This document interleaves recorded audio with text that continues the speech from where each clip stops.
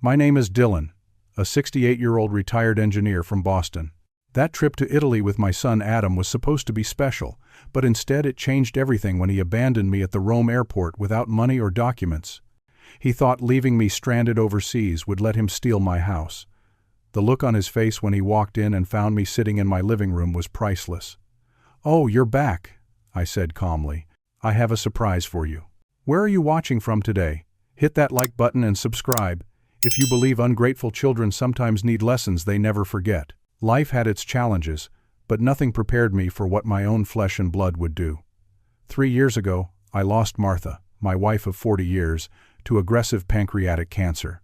The disease took her quickly, leaving me alone in our beautiful colonial home in Lexington, a quiet suburb just outside Boston. We bought that house together 35 years ago, renovated it room by room with our own hands, and filled it with 4 decades of memories.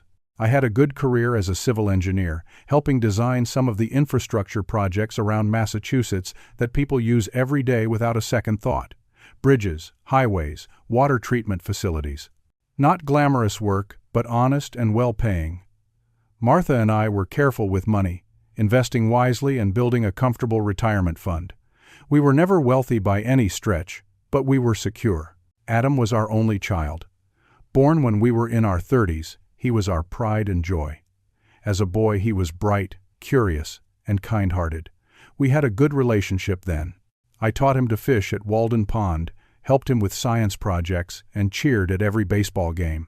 His mother showered him with books and encouragement, nurturing his natural intelligence. Things began to change after he went to college at Northeastern. We paid his tuition in full, not wanting him to start adult life with debt. But something shifted during those 4 years. The grateful, thoughtful boy seemed to disappear, replaced by a young man with expensive tastes and a growing sense of entitlement. Still, we wrote it off as growing pains. After graduation, Adam bounced between jobs, never seeming to find his footing. Each position ended the same way, with Adam claiming his bosses were unfair or that the company didn't recognize his talents. When he was 30, he asked for a loan to start a premium coffee shop in Cambridge. $50,000 of our retirement savings went into that venture. 6 months later, it folded. "Poor location," he said. Not his fault. 2 years after that came the app idea. Another $40,000. The developer took advantage of him, he claimed, when that failed too. Then came the food truck concept, the cryptocurrency investment scheme, the artisanal beard oil business. Each time, I handed over money. Each time, Martha and I tightened our belts a little more. Each time, Adam walked away without accepting responsibility. Martha worried constantly about him, even on her deathbed. Her final whispered request was for me to look after our son. "He just needs more time to find himself," she said. I promised her I would always be there for him, a promise I intended to keep. After Martha passed, Adam started dropping by more frequently. At first, I was grateful for the company in that empty house, but his visits always ended with requests for money. His rent was due. His car needed repairs, a business opportunity too good to pass up. The last straw came 6 months ago, when I mentioned my plan to donate $10,000 to the cancer research center that had treated Martha with such compassion. "You're giving away my inheritance?" Adam snapped, not even attempting to hide his outrage. "Your inheritance?" I repeated, genuinely confused. "That money should stay in the family," he insisted, gesturing around at the house. "All of this will be mine eventually anyway." His words stunned me into silence. In that moment, I saw something cold and calculating in my son's eyes that I'd never fully acknowledged before. The entitlement wasn't just a phase. It had become who he was. After that day, I began quietly changing my will and securing my assets with the help of my attorney, Frank Malone, a friend since college. I didn't cut Adam out entirely, but I made sure most of my estate would go to cancer research and a scholarship fund in Martha's name. Frank warned me to be careful. "People do desperate things when money is involved," he said. "Even family." 2 months ago, Adam called with a surprise proposition. "Dad, I've been thinking about Mom a lot lately," he said, his voice uncharacteristically warm. "She always wanted to see Italy, remember? I thought maybe you and I could take that trip for her. Father and son, making some good memories together." I was immediately suspicious. In the 34 years of his life, Adam had never once suggested we spend quality time together without an ulterior motive. But the mention of Martha and her unfulfilled dream of seeing Rome made my heart ache. She had pinned travel magazine pictures of the Trevi Fountain and the Colosseum on our refrigerator for years. "That sounds wonderful," I heard myself say, against my better judgment. Adam insisted on making all the arrangements. "You deserve to relax, Dad. I'll handle everything." He would book the flights, the hotel, arrange the itinerary. All I needed to do was pack my bags and bring my passport. He even suggested I give him my credit cards and cash to convert to euros, so I wouldn't have to worry about exchange rates or carrying money around in a foreign country. Looking back, the red flags were waving frantically, but I chose not to see them. Maybe this was a genuine attempt to reconnect. Maybe losing his mother had finally made Adam appreciate what family truly meant. Maybe my son was finally growing up. How desperately I wanted to believe that. Our flight to Rome was surprisingly pleasant. Adam had somehow managed to upgrade us to business class, another detail that should have raised my suspicions but instead just made me feel touched by his thoughtfulness. As we settled into our comfortable seats, Adam pulled out his phone. "Let me get a picture of us," he said, leaning in close. "First father-son trip to Italy." I smiled for the camera, feeling a warmth I hadn't experienced in years. Maybe this really was a turning point in our relationship. The flight attendant brought us champagne before takeoff, and Adam raised his glass. "To Mom," he said. "She would have loved this." I blinked back tears and clinked my glass against his. "To Martha." The first 3 days in Rome were like stepping into a dream. Our hotel was in Trastevere, a charming neighborhood with cobblestone streets and ivy-covered buildings. Our room overlooked a small piazza where local musicians played in the evenings. Adam had planned everything meticulously, with tours of the Vatican, the Colosseum, and the Roman Forum. We ate gelato by the Spanish Steps and threw coins into the Trevi Fountain. Legend says, if you throw a coin in, you're guaranteed to return to Rome, Adam told me as we stood before the magnificent Baroque masterpiece. "Did you get that from a guidebook?" I teased. He grinned. "Maybe. But it seems to be working. Look at all these people coming back to throw more coins in." I tossed my euro coin over my shoulder as tradition dictated and made a silent wish that this newfound connection with my son would last. At every major site, Adam insisted on taking photos of us together. "For the family album," he said, though we hadn't kept a physical album since he was in middle school. Still, I posed happily beside ancient ruins and Renaissance art, genuinely enjoying myself for the first time since Martha died. Each evening, we found a different trattoria for dinner, sampling pasta dishes that made the Italian restaurants back home seem like pale imitations. Over plates of carbonara and amatriciana, Adam began asking questions about my finances. "I worry about you alone in that big house, Dad," he said on our third night, refilling my wine glass generously. "Have you thought about what you'll do with it eventually?" "I'm not planning on going anywhere soon," I replied lightly. "Of course not. But it must be a lot to maintain on your own." I shrugged. "I manage just fine." "And your retirement accounts? Are they still with Morgan Stanley? Mom always handled that stuff, right?" The questions continued through dinner, skillfully woven between reminiscences about Martha and comments about the food. By the time we finished our tiramisu, I had revealed more about my financial situation than I had intended. The excellent wine had loosened my tongue, and Adam's apparent concern seemed genuine. "I just want to make sure you're taken care of," he explained as we walked back to the hotel under a canopy of stars. "That's what family does." Family. The word resonated with me. Despite our troubled history, despite my misgivings, this was my son, my only child, Martha's boy. On our fourth day, Adam announced he needed to meet briefly with a business associate who happened to be in Rome. "What kind of business?" I asked, curious about this coincidence. "Just a potential investor for my new project," he said vaguely. "You should rest at the hotel. You seem tired this morning, and we have dinner reservations at that place with the view of the Pantheon tonight." I didn't argue. My knees were aching from all the walking, and the idea of a quiet afternoon with a book on the hotel balcony was appealing. Adam left around 2, dressed more formally than he had been for our sightseeing, with a promise to be back by 6. When he returned, just before 7, there was a new energy about him. His eyes were bright, his movements quick and decisive. "Sorry I'm late," he said, though he didn't sound particularly apologetic. Business ran longer than expected. Give me 10 minutes to shower and change.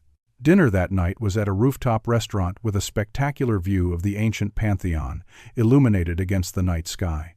Adam ordered an expensive bottle of wine and raised another toast. "To new beginnings," he said cryptically. I should have asked what he meant. Instead, I drank deeply and enjoyed the moment. The next day, our last full day in Rome, Adam seemed distracted. He checked his phone constantly and rushed us through the Borghese Gallery, barely glancing at masterpieces by Bernini and Caravaggio that deserved hours of appreciation. When I suggested slowing down to actually look at the art, irritation flashed across his face. "We have a schedule to keep," he said sharply, then quickly softened his tone. "I just want to make sure we see everything before we leave." That evening, as we packed for our return flight the next day, Adam watched me tuck my passport into my carry-on bag. "I'll keep that for you," he offered, hand outstretched. "Along with the boarding passes. Less for you to worry about." Something in his expression made me hesitate, but I handed over the small blue booklet anyway. He was handling all the arrangements after all, and he was my son. That night, I lay awake listening to Adam's steady breathing from the other bed, wondering why a vague sense of unease had settled over me. In the morning, I would find out exactly why my instincts had been trying to warn me. The morning of our departure dawned bright and clear, one of those perfect Italian spring days that travel brochures promise but rarely deliver. I woke to find Adam already up and dressed, his suitcase neatly packed by the door. "We need to get moving, Dad," he said, checking his watch with exaggerated concern. "Our flight leaves at 11, and they say the security lines at Fiumicino can be brutal." I glanced at the bedside clock. It was only 7:30. "Seems like we have plenty of time," I remarked, stretching. "Better safe than sorry. The hotel shuttle leaves in 30 minutes. I already had some coffee and a cornetto downstairs, but I brought you back one." He pointed to a small paper bag on the desk. "Eat quickly, okay?" His urgency was infectious. I hurried through my morning routine, gulping down the pastry while throwing the last of my belongings into my suitcase. By 8:15 we were in the hotel shuttle, speeding toward the airport through Rome's chaotic morning traffic. Fiumicino Airport was busy but not overwhelming when we arrived just after 9. Adam guided me through the terminal with determined efficiency. "Our gate is all the way at the end," he explained, pointing down a long corridor. "Why don't you head that way and find us seats? I need to go to the check-in counter to get our boarding passes and check our bags." "I can come with you," I offered. "No need to walk extra," Adam insisted. "Your knees were bothering you yesterday. Gate B42. I'll bring you a coffee when I come." I hesitated, something nagging at the back of my mind. "Shouldn't I have my passport?" "Got it right here with mine." Adam patted his jacket pocket. "I'll handle everything. Go rest, Dad." With a quick nod, Adam melted into the crowd before I could ask any more questions. I made my way to gate B42, finding it mostly empty this early before the flight. Taking a seat by the window, I watched planes taxi across the tarmac and waited for my son to return. 30 minutes passed, then an hour. I checked my watch repeatedly. Our boarding should begin soon. Where was Adam with our passes? I pulled out my phone to call him, only to discover I had no service. Of course, international roaming. I'd turned it off to avoid charges, relying on Wi-Fi at the hotel. Adam had said he'd handle communication while we traveled. Growing increasingly uneasy, I approached the gate agent, a young woman with a crisp uniform and professional smile. "Excuse me, my son went to get our boarding passes for the 11 o'clock flight to Boston. Has boarding started?" Her smile faltered slightly as she checked her computer. "Sir, there is no flight to Boston at 11 today. The only flight to Boston departed at 8 this morning." My stomach dropped. That can't be right. Our flight is at 11. My son has the tickets. With visible sympathy, she shook her head. "The only remaining flight to Boston today leaves at 9 tonight." Confusion gave way to dawning horror. I stumbled back to my seat, the implications crashing over me like icy water. I borrowed a phone from a kind French tourist and dialed Adam's number with trembling fingers. Straight to voicemail, again and again. Nearly 3 hours after Adam had left me, my phone buzzed with an incoming text. From Adam. "Dad, by now you've probably figured out I'm gone. I took the early flight. You've become a burden, and frankly, I need your house and money more than you do. Consider this your retirement in Italy. Mom always wanted to go, remember? Don't bother trying to come home, By the time you figure things out, the house will be mine. I have your ID, your credit cards, and your return ticket. Goodbye." I stared at the screen in disbelief, reading and rereading the message as though the words might rearrange themselves into something less cruel. My hands began to shake so badly I dropped the phone. The French tourist picked it up for me, alarm on his face as he saw my distress. "Monsieur, are you ill? Shall I find a doctor?" I couldn't speak. My chest tightened painfully. Black spots danced before my eyes. My son had abandoned me in a foreign country. No money, no passport, no ticket home, no hotel to return to. And he was stealing my house, the home I'd built with Martha, our life's work and memories. The next few hours passed in a blur of panic and disbelief. Airport security was called when I began hyperventilating. A medical professional checked my vital signs while I tried to explain my situation through gasping breaths and shocked tears.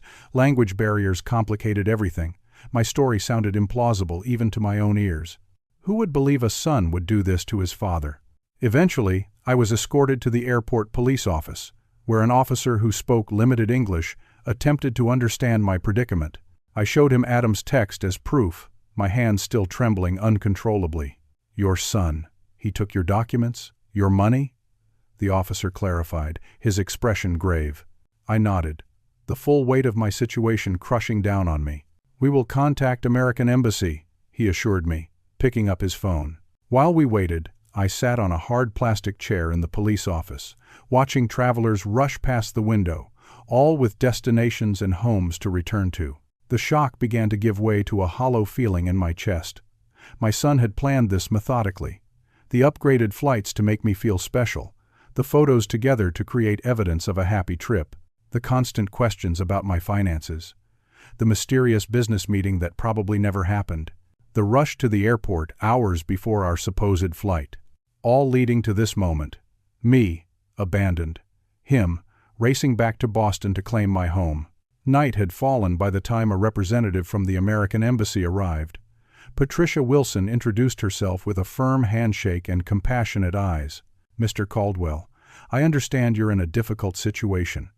Let's see what we can do to help you." She guided me through a preliminary interview, taking detailed notes about Adam, my home in Boston, and contacts who could verify my identity. She explained the process for an emergency temporary passport, but warned it would take at least 2 days to process. "Is there someone back home who can help you? Family? Friends?" I thought of Frank, my attorney and friend. "Yes, there's someone I can call." "Good. For tonight, we've arranged a bed for you at a nearby hotel. Tomorrow morning, come to the embassy with any supporting documentation or information you can provide." As Patricia drove me to the modest hotel, the lights of Rome blurred through my tears. I thought of Martha, how devastated she would be to see what her beloved son had become. I thought of our home, filled with 40 years of memories, now the target of Adam's greed. But beneath the hurt and shock, something else was forming, a quiet, smoldering determination. Adam believed he had won, that I was too old, too trusting, too weak to fight back. He was wrong. The American Embassy in Rome sits on Via Veneto, an elegant street once known for its dolce vita glamour. Nothing about my situation felt glamorous as I made my way there the next morning, wearing the same clothes from yesterday, exhaustion clinging to me like a second skin. Maria Conti, the consular official assigned to my case, was a sharp-eyed woman in her 50s with a no-nonsense efficiency that immediately put me at ease. "Mr. Caldwell, I've reviewed the report from the airport police," she said, gesturing for me to take a seat in her small office. "We need to establish your identity conclusively before we can issue an emergency passport." "But I have nothing," I explained. "My son took everything." Maria nodded sympathetically but firmly. "There are other ways to verify who you are. Do you have any photos of yourself on your phone? Email accounts you can access? People who can confirm your identity via video call?" Over the next 3 hours, we pieced together my identity like a puzzle. I still had my phone with photos. I remembered my email password and showed Maria years of correspondence. We video called Frank in Boston, who provided legal verification of my identity and was already working on securing my home. "Your son arrived yesterday," Frank informed me grimly. "He's using your keys to access the house and telling neighbors you decided to stay in Italy indefinitely." The betrayal cut deep, but I pushed through the pain to focus on solutions. What are my options, Frank? I've filed an emergency injunction to prevent any property transfers or major financial transactions. But Dillon, you need to get home as soon as possible. Maria helped expedite my emergency passport, but it would still take 48 hours. She also arranged a small emergency loan to cover immediate expenses. You'll need a place to stay until your passport is ready, she said. There's a small pension in Trastevere that we often recommend in these situations. Nothing fancy, but clean and affordable. The pension Trastevere was indeed modest, a converted apartment with 6 rental rooms sharing 2 bathrooms. The owner, Giovanni Rossi, was a burly former policeman with a surprisingly gentle manner. "Signor, your embassy called. I have room for 3 nights, he said in halting English. When Maria explained my situation, Giovanni's expression darkened. Family who betray. This is the worst crime. You stay here, we help. That first night in the small, clean room, the reality of my situation hit me fully. I curled up on the narrow bed and, for the first time since Martha died, I wept openly. For the loss of my son, not just now but years ago when greed began to consume him. For Martha, who would be heartbroken to see what Adam had become. For myself, foolish enough to ignore all the warning signs. In the morning, a soft knock at my door revealed a young woman with Giovanni's broad features but a slender build. I am Sophia, Giovanni's daughter. She introduced herself in perfect English. Papa asked me to help translate. He says you should eat breakfast. Over strong coffee and warm cornetti, Sophia explained that she taught English at a local school. Papa told me what happened with your son. I am very sorry. Thank you, I said, the simple kindness nearly undoing me again. Papa says you are welcome to stay until things are fixed. He understands family problems. With Sophia's help translating, I used the pension's computer to contact Frank again, this time through a more secure email rather than a rushed video call. Frank's news was concerning. Adam had already contacted a real estate agent about potentially selling the house. He was removing items from the home, presumably to sell. Most alarmingly, he had attempted to access my investment accounts using my personal information. The good news, Frank wrote, is that the banks flagged the attempts as suspicious and called the mobile number they had on file for you. When Adam answered instead of you, they locked the accounts pending identity verification.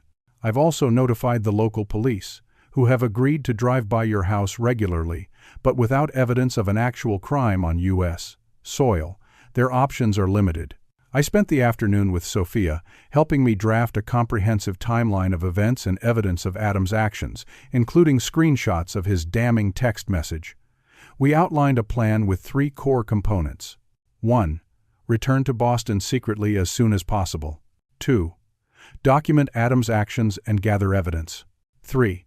Confront Adam with legal consequences ready to enforce. You need to show him that his actions have serious repercussions, Sophia advised, her perspective surprisingly shrewd for someone so young. Men like your son only understand consequences when they personally feel them. Giovanni, listening through Sophia's translations, nodded in vigorous agreement. In Italy, we say the fruit doesn't fall far from the tree. But sometimes, a bad fruit can grow on a good tree. Not your fault, Signor Dillon. Their kindness was a balm to my wounded spirit, but I still faced practical challenges. I had no access to my bank accounts. The embassy loan would barely cover my immediate needs. And I needed a flight home once my emergency passport was ready.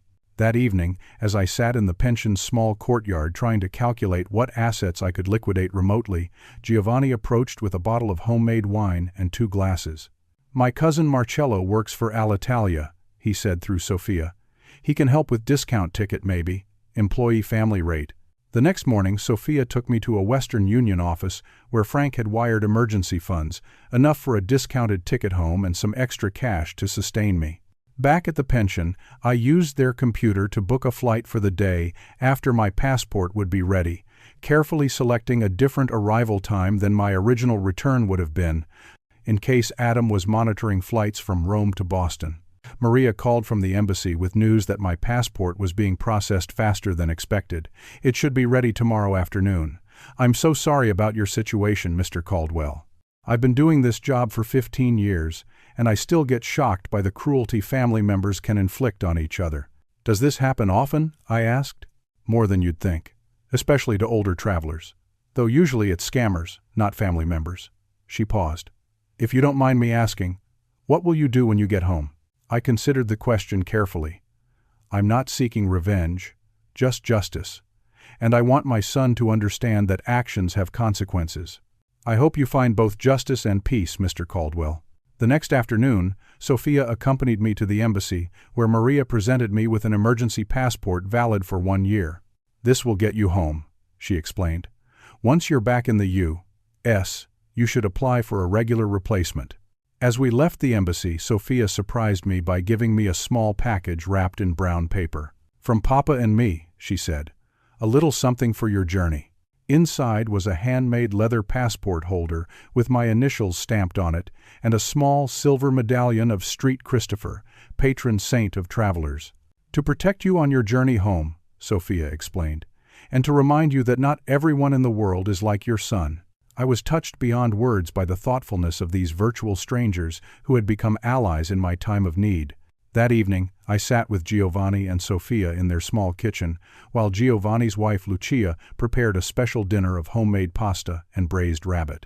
Through Sophia's translations, we talked about family, betrayal, and forgiveness. Will you forgive your son? Sophia asked directly, her young face serious. I considered the question carefully. I'm working toward a place where I can. But first, he needs to understand what he did wrong. Real forgiveness can't happen without accountability.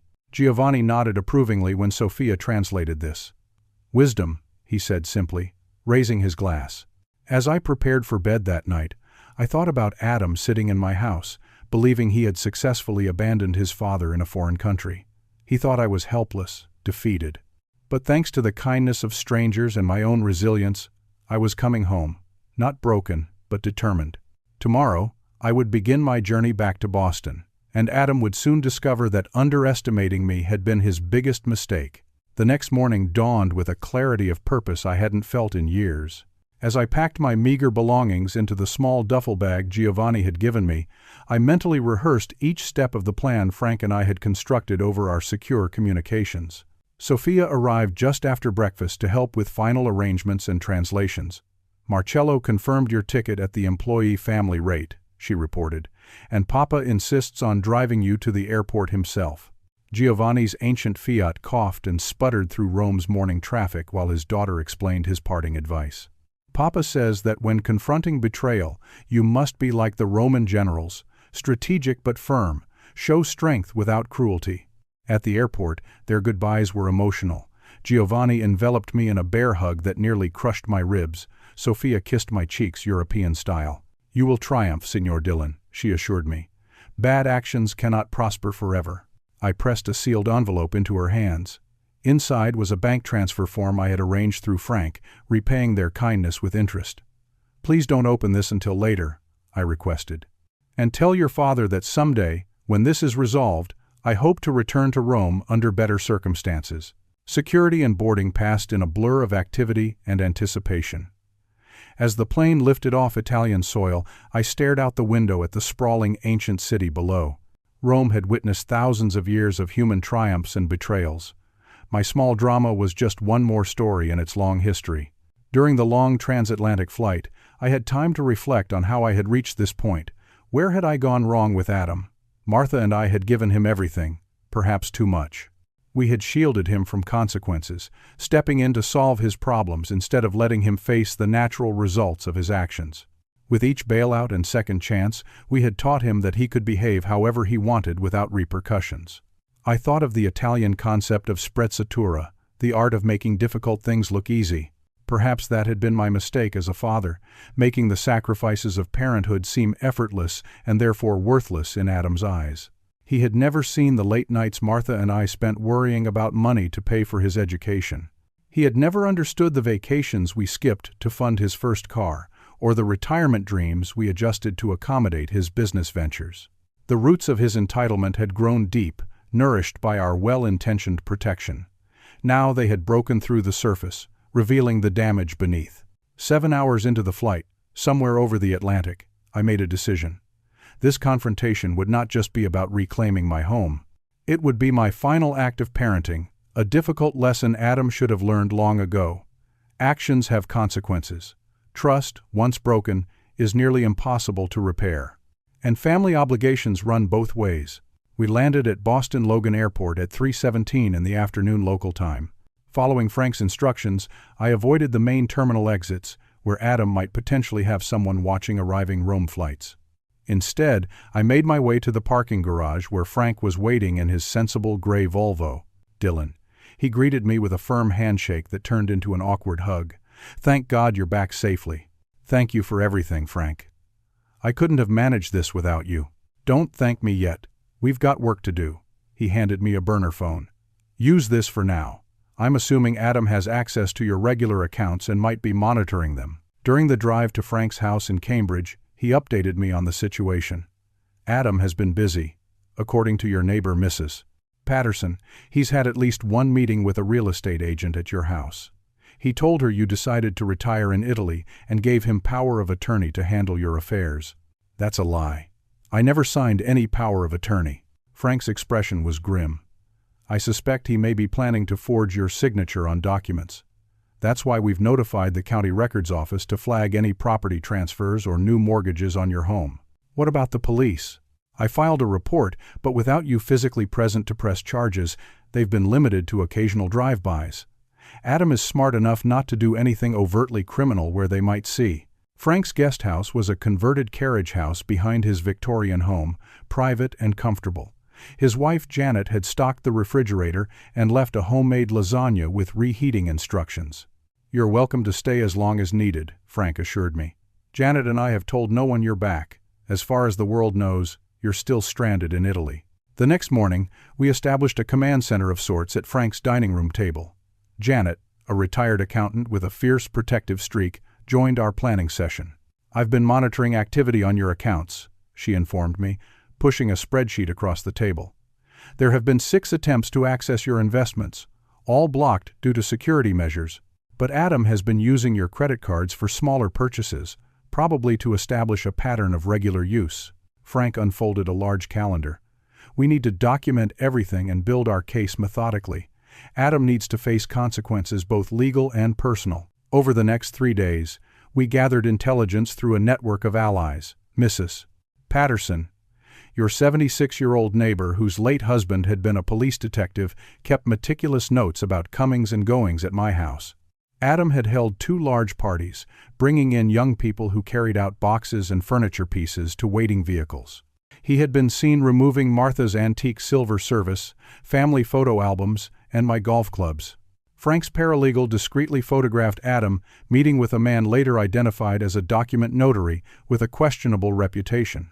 And most disturbingly, Adam had been showing people what appeared to be a power of attorney document, claiming I had signed it before deciding to stay in Italy permanently. "He's laying groundwork," Janet observed sharply, "creating a paper trail to support his story."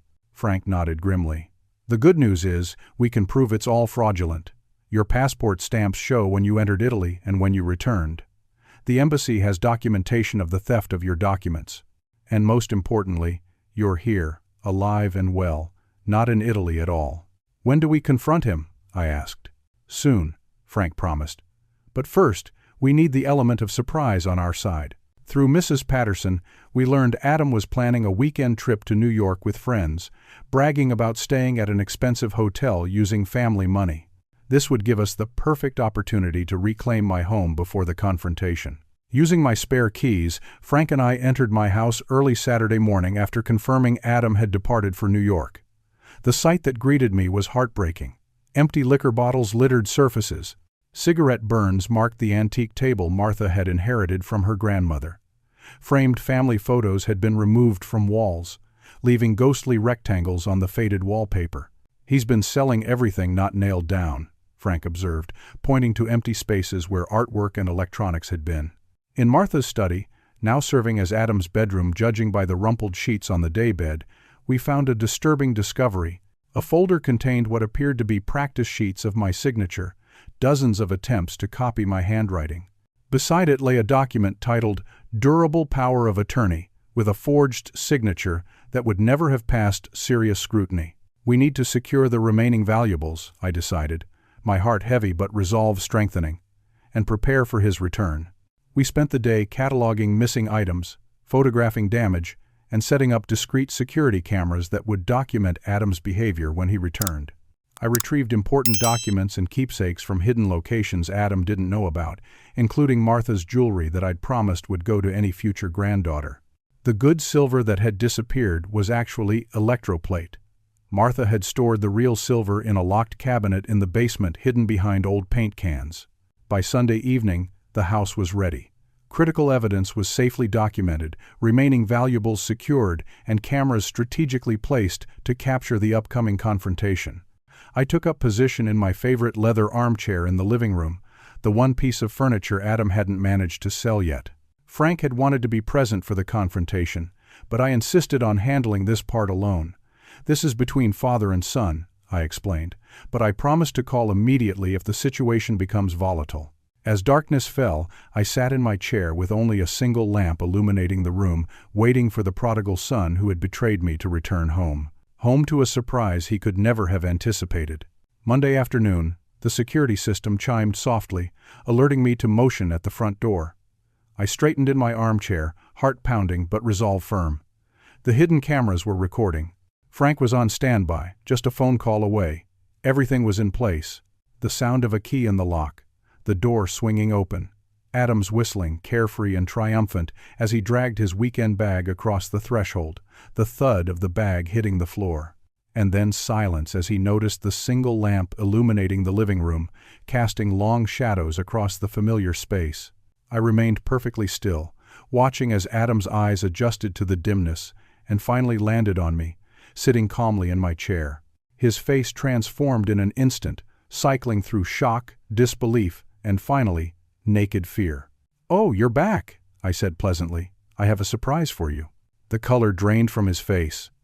"Dad? What? How? You're supposed to be in Italy." "Am I?" I kept my voice steady, though my heart raced. "Interesting assumption, especially since you have my passport." Adam's eyes darted toward the door, calculating escape routes. "I can explain. There was a misunderstanding at the airport. I tried to find you, but—" I held up my hand, stopping the flow of desperate lies. "Save it, Adam. I have your text message, remember? The one where you explicitly stated your plan to abandon me in a foreign country so you could steal my house and money." He took a step backward. "That wasn't. I didn't mean." "You didn't mean for me to see through your plan? Or you didn't mean for me to make it home and catch you?" I stood slowly, my full height still imposing even at 68. Adam had always taken after Martha, shorter and slighter of build. He seemed to shrink further as I approached. "Do you have any idea what you put me through?"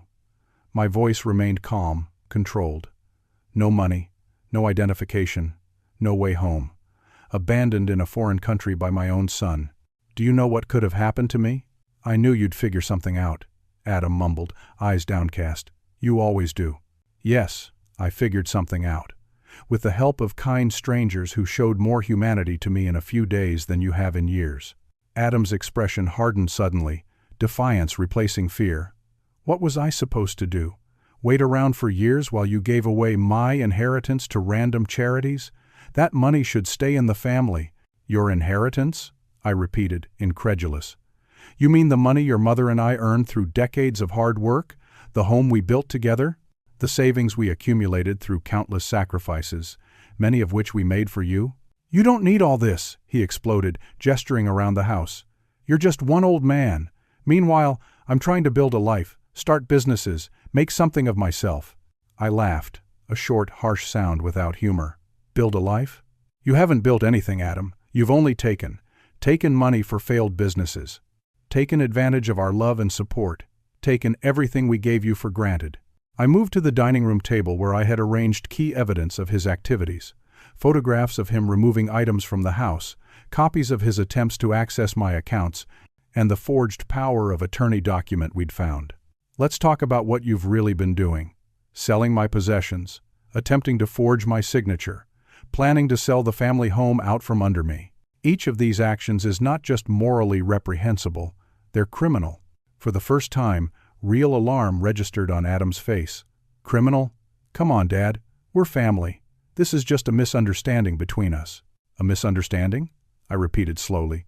You abandoned your father without money or identification in a foreign country after stealing his passport and credit cards.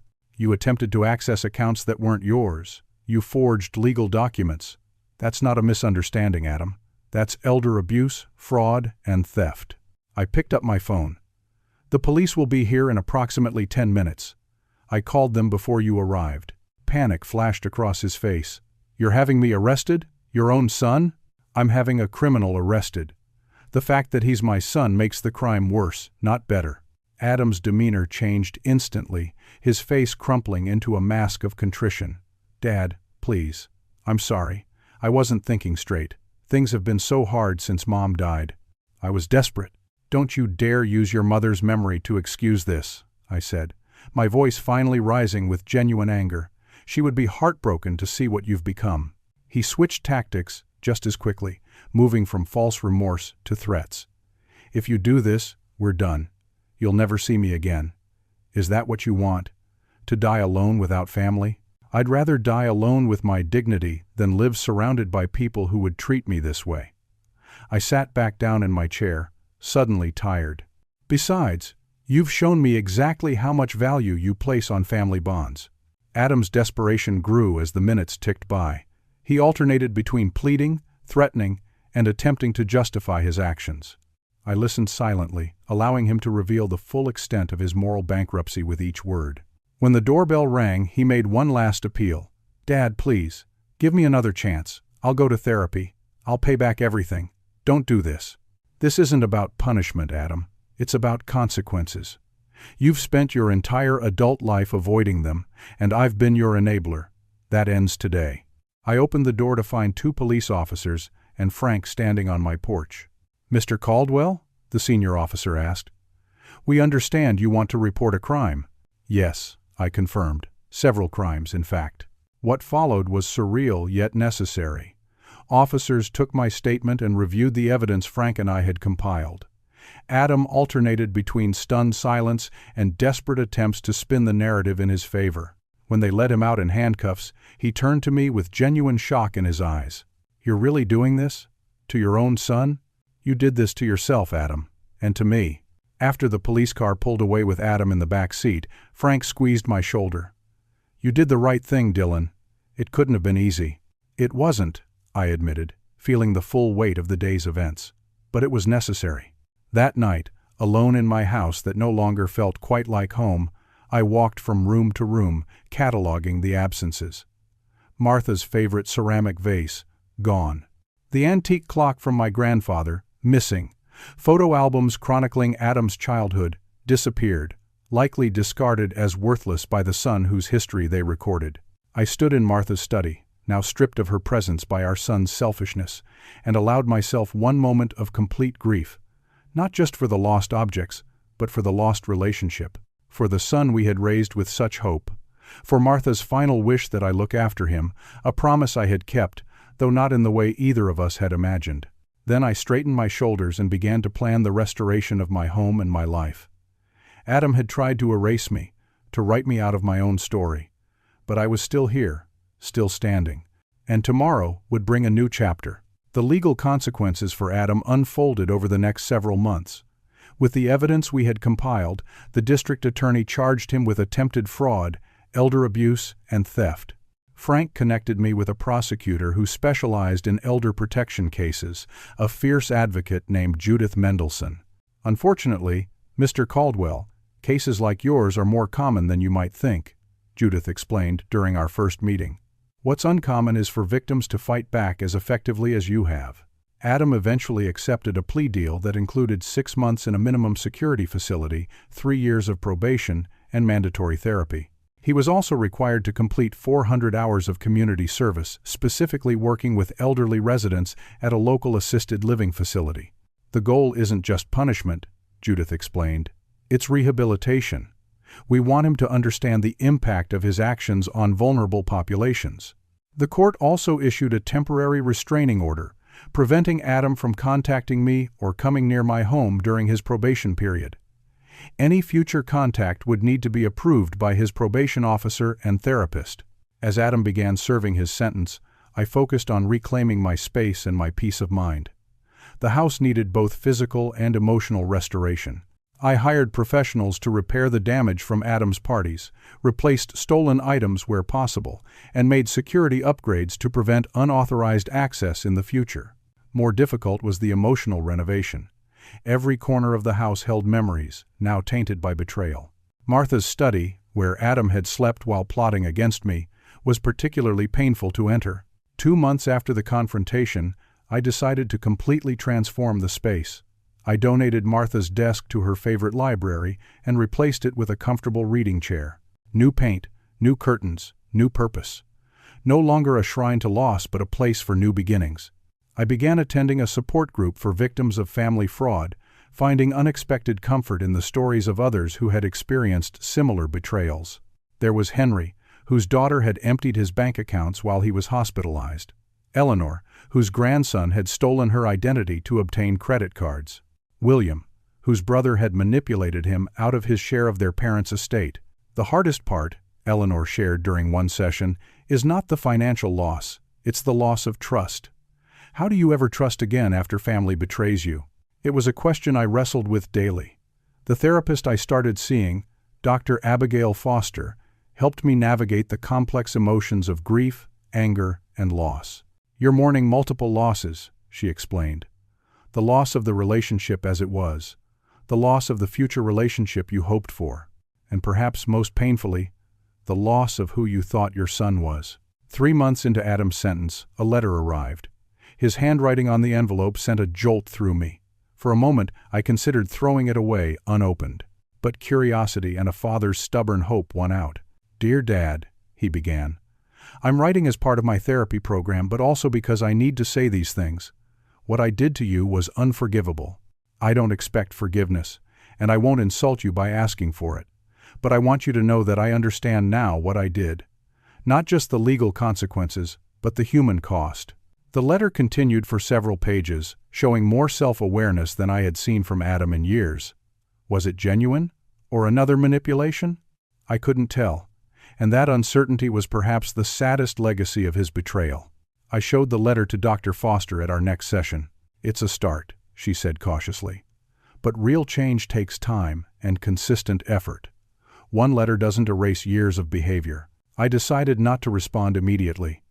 Instead, I folded the letter and placed it in a new box where I began collecting documentation of Adam's journey, whether toward redemption or further deception. Time would tell which path he chose. Meanwhile, I focused on rebuilding my own life. I reconnected with old friends who had fallen by the wayside during Martha's illness and my subsequent grief. I volunteered at a local community center, teaching basic engineering concepts to children. And I kept my promise to Giovanni and Sophia, sending them regular updates and planning a return trip to Rome under happier circumstances. 6 months after the confrontation, I received a call from Giovanni.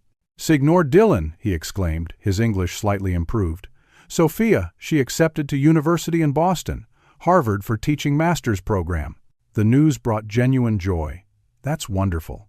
When does she arrive?" "September. She worry for apartment expensive. Student housing full." Without hesitation, I offered, "I have a guest room she's welcome to use. It would be my pleasure to host her." Having Sophia in my home brought new energy and perspective. She studied diligently but always made time for dinner conversations where we discussed everything from Italian politics to American education systems. Her presence helped heal the house, filling it with young optimism and kindness. When Adam completed his sentence, his probation officer contacted me about the possibility of supervised visits. After considerable thought and discussions with Dr. Foster, I agreed to a meeting in a neutral location with both his therapist and mine present. The man who walked into the community center meeting room was physically familiar but carried himself differently. Gone was the entitled swagger, replaced by a cautious, almost humble demeanor. "Thank you for agreeing to see me, Dad," he said quietly. The conversation that followed was difficult but necessary. Adam had been diagnosed with narcissistic tendencies exacerbated by unresolved grief over his mother's death. He was working on these issues but acknowledged the road ahead was long. "I don't expect things to go back to how they were," he said toward the end of our allotted hour. "I know I destroyed that possibility, but I hope someday we might build something new, something better." I considered his words carefully. I can't make promises about the future, Adam. Trust, once broken, isn't easily repaired. But I'm willing to see where this goes, one small step at a time. It was all I could offer, honestly. Whether those small steps would eventually lead to reconciliation remained to be seen. As the one-year anniversary of the Rome incident approached, I fulfilled my promise to return under better circumstances. This time, I traveled with Sophia, now completing her first semester at Harvard, and Frank and Janet, eager to meet the people who had helped me in my time of need. Giovanni and his wife Lucia welcomed us like family, insisting we stay at their home rather than a hotel. Maria from the embassy joined us for a celebratory dinner. As we sat around the Rossi's crowded table, sharing pasta and wine and stories, I felt a profound sense of gratitude. To unexpected family, Giovanni toasted in his improved English. Some family by blood, some family by choice. Looking around at these people who had shown me such kindness, I understood the most important lesson from my ordeal. Family isn't defined by DNA alone, but by actions, by care, by mutual respect and support. I had lost a son in Rome, but I had gained a chosen family that spanned continents. The betrayal had changed me, but not broken me. It had taught me painful but valuable lessons about trust, resilience, and the true meaning of family. I was no longer the naive, overly trusting father who could be manipulated.